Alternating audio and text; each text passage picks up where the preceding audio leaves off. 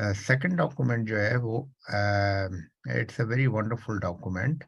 आप सब जिनको दिलचस्पी है अरबी ज़बान से, आप इसको एंजॉय करेंगे इस डॉक्यूमेंट को. This is working with Arabic preposition. Arabic में एक चीज़ होती है, उसे कहते हैं पार्टिकल्स. तो पार्टिकल की सब टाइप उसको कहते हैं प्रीपोजिशन. और ये प्रीपोजिशन यूज होते हैं जुमले के बीच में, कभी आगे पीछे, और डिफरेंट इसकी वैरायटीज हैं, आप लोग पढ़ेंगे. तो these are the particles and they are very interesting. छोटे से हैं लेकिन इसके मीनिंग है. इसमें सिर्फ एक चीज मुझे बतानी है, जो कि अगर आप लोग के पास पेपर एंड पेन हो, जो कि मैं अपने स्टूडेंट को हमेशा कहता हूँ कि पेपर एंड पेन रख कर अगर क्लास अटेंड करें तो आपको रियल जो अरबी का मजा है वो आएगा.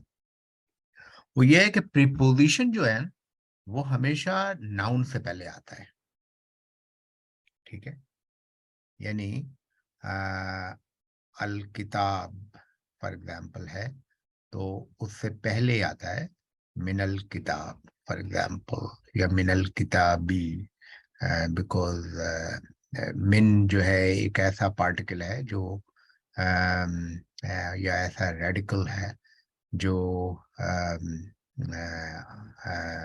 it's not an inert particle, it's an active particle. It changes the al-kitabu to al-kitabi.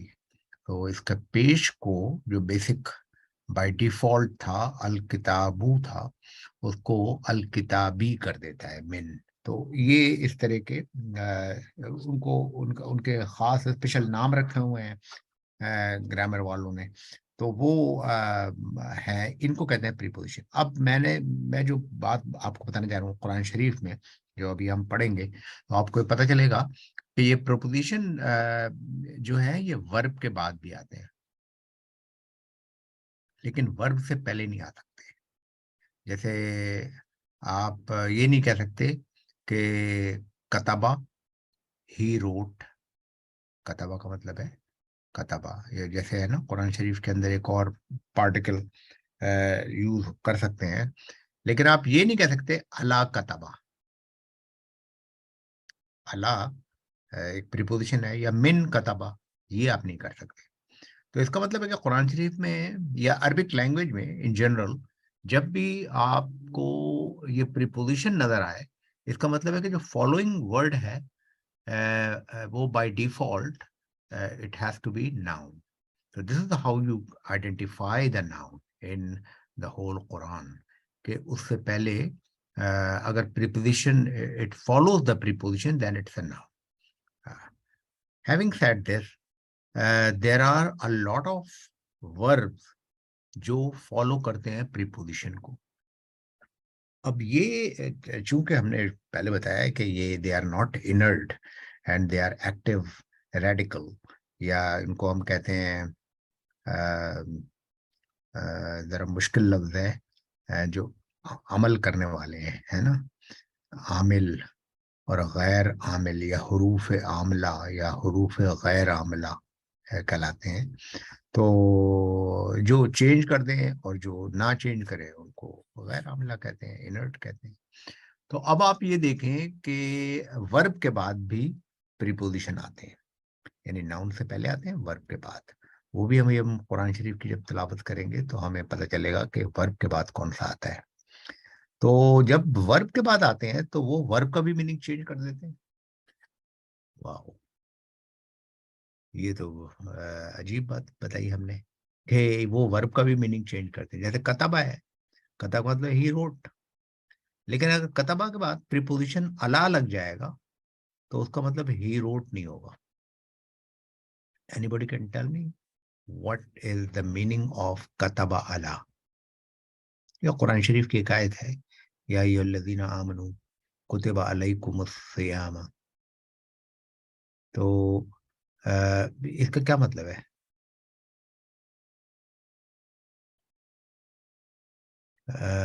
कतबा और वर्सेस कतबा अल्लाह, क्या ये एक ही मीनिंग है? नहीं, एक मीनिंग नहीं है. इसके जो मीनिंग्स हैं وہ ایک سے زائد ہیں، اور ایک سے زائد میننگ میں کیا ہے کہ کتابہ کا مطلب ہوتا ہے ہی روٹ، اس نے لکھا، اور کتابہ اللہ کا مطلب ہے ہی پرسکرائبڈ، اس نے فرض کیا۔ تو جب قرآن شریف میں آئے گا کہ کتب علیکم الصیام، تو اس کا مطلب ہے کہ اللہ تعالیٰ نے تمہارے اوپر روزے لکھے نہیں، بلکہ اس کا پراپر ٹرانسلیشن ہوگا کہ تمہارے اوپر روزے فرض کیے گئے ہیں، ٹھیک ہے؟ تو یہ نہ صرف یہ کہ ناؤن کو چینج کر سکتے ہیں، بلکہ دے آر سو اسٹرانگ کہ they can change the meaning of a verb. And this is a long topic. I don't want to go into the detail, but if you permit me, تو ایک یہ ہے، میں آپ کو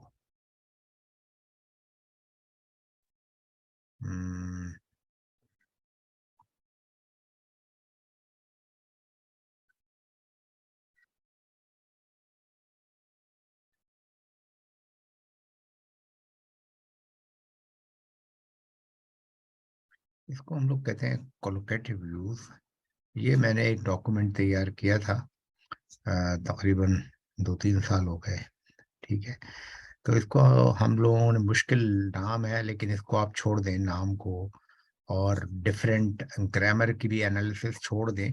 ہم ڈائریکٹلی آتے ہیں کہ یہ قرآن شریف میں کیسے آیا ہے. تو قرآن شریف تو آسان ہے ہم لوگ کے لیے پڑھنے کے لیے. ہم لوگ اسی لیے عربی سیکھ رہے ہیں کہ ہم قرآن شریف، حدیث اور یہ سب چیزیں پڑھ سکیں. تو اس کے اندر بہت سارے میننگ ہیں جو different particles, different radical change کرتے ہیں meaning. And these particles come before any pronoun or before any noun. یہ ہم نے ڈسکس کر لیا تھا کہ ہم نے کہا تھا کہ جو یہ پریپوزیشنز ہیں وہ ناؤن سے پہلے آتے ہیں یا پروناؤن سے پہلے آتے ہیں، اینڈ سو آن. لیکن اس کے اندر جو بات ہے وہ یہ ہے کہ جب ہم پریپوزیشن ورب کے ساتھ ہم یوز کرتے ہیں تو اس کے ڈفرینٹ میننگ ہوتے ہیں. اور اس کی میں بہت زیادہ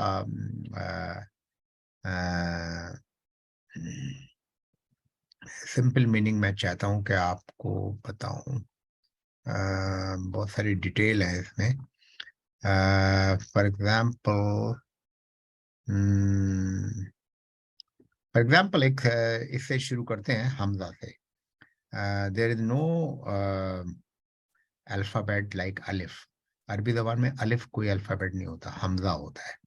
لیکن اگر حمزہ کی آرتھوگرافی دیکھیں تو اس کو اگر آپ لکھنا چاہتے ہیں with فتحہ، then you need a support of الف. تو حمزہ، تا اور الف مقصورہ، یہ ذرا تھوڑا سا ڈیفیکلٹ نیم ہے آپ لوگوں کے لیے، لیکن آپ سمجھیں یہ ورب ہے پراپر. اس کا مطلب ہے ٹو کم، اور اس کے لیے ایک سمپل آیت کی ایگزامپل دی گئی ہے. جبکہ یہی ورب جو ہے، سیم ورب، وہ ہم نے یوز کیا ہے ڈفرینٹ فارم میں. اور جو فارم ہے اس ورب کی، وہ اگر آپ دیکھیں تو اس کے اندر لائک ایک پریپوزیشن آیا ہے بعد میں، یہ ایک اور پریپوزیشن آیا ہے، اور اس نے اس کے میننگ کو چینج کر دیا ہے. ٹو کم اپون اور to overrun, and utter be to bring out, to bring forth. Okay, تو ہم اس کے جو میننگ ہے نا وہ چینج ہو جائیں گے. بہت سارے ایسے میننگ ہیں کہ اگر قرآن شریف کے آپ کو یہ میننگ نہیں پتا تو اس کا مطلب ہے کہ ٹرانسلیشن میں بہت سیریس سمجھنے میں غلطی ہو سکتی ہے. مثال کے طور پہ آمنن ہے، آمنہ ٹو سیکیور. تو اس سے ورڈ بہت کامن نام ہوتا ہے لڑکیوں کا آمنہ، ٹھیک ہے، جو امن اور سیکیور والی کوئی چیز ہے، ٹھیک ہے۔ یہاں پر ایک گاؤں کے لیے آیا ہے جہاں پہ امن اور سکون تھا، لیکن اگر آمنہ بے یہ اس ورب کے بعد یہ بی ایک پریپوزیشن ہے تو اس کا مطلب ہوتا ہے ٹو بلیو ان، ٹھیک ہے۔ ایک اور بہت کامن ہے جو ہم لوگ یوز کرتے ہیں، توبہ۔